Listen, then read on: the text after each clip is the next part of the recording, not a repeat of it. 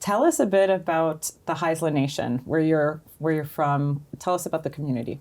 So as a nation, we have about 2,000 band members, continuously growing. We are at the head of the Douglas Channel in northern British Columbia.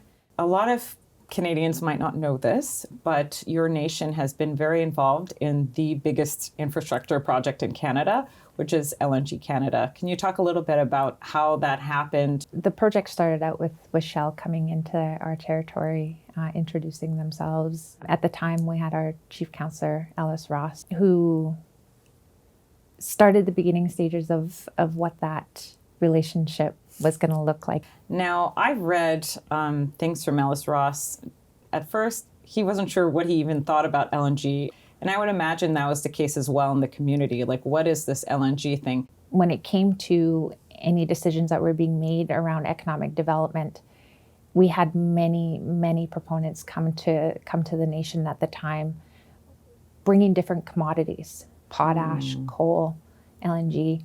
And at that time, taking into consideration all the impacts, LNG had seemed to be the most environmentally acceptable commodity.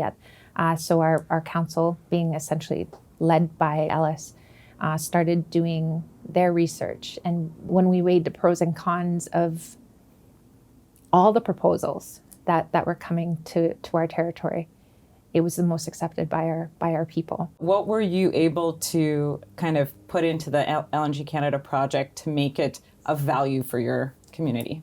What I'm seeing today is a very low unemployment rate.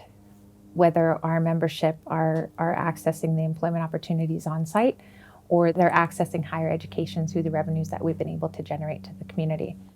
How did it set the stage for Cedar LNG? So Cedar LNG is a majority-owned floating facility that's proposed for a territory that's majority owned by the Haisla Nation in partnership with Pembina. Through our negotiations for our commercial agreements that we have with LNG Canada, our visionaries at the time were successful in negotiating 400 MMCF of capacity off the Coastal GasLink project that would essentially feed a facility that was owned by the nation. So when LNG Canada announced their positive final investment decision, Cedar became a reality to our nation to work towards. What do you think makes Cedar a project that is very reflective of Haisla values?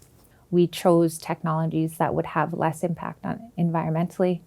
We chose a floating facility that would have less impact on the land. Mm-hmm. We chose air-cooled versus water-cooled.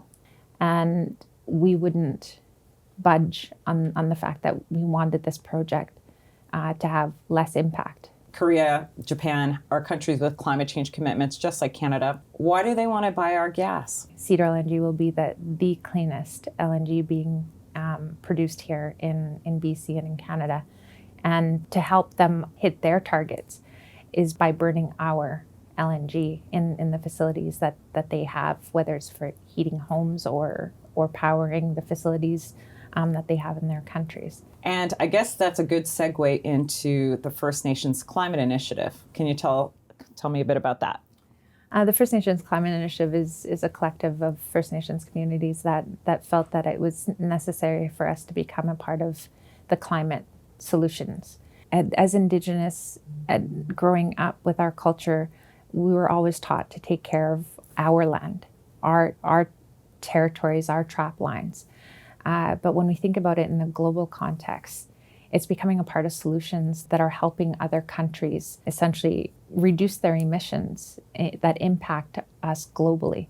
Haisla has a project, but there are nations involved in other aspects of the supply chain leading there. Can you talk a little about that? There are so many nations that we've been fortunate enough to build relationships through these projects that we're going through our own reconciliation process. And we've been able to form alliances that take care of all the social aspects that our people endure.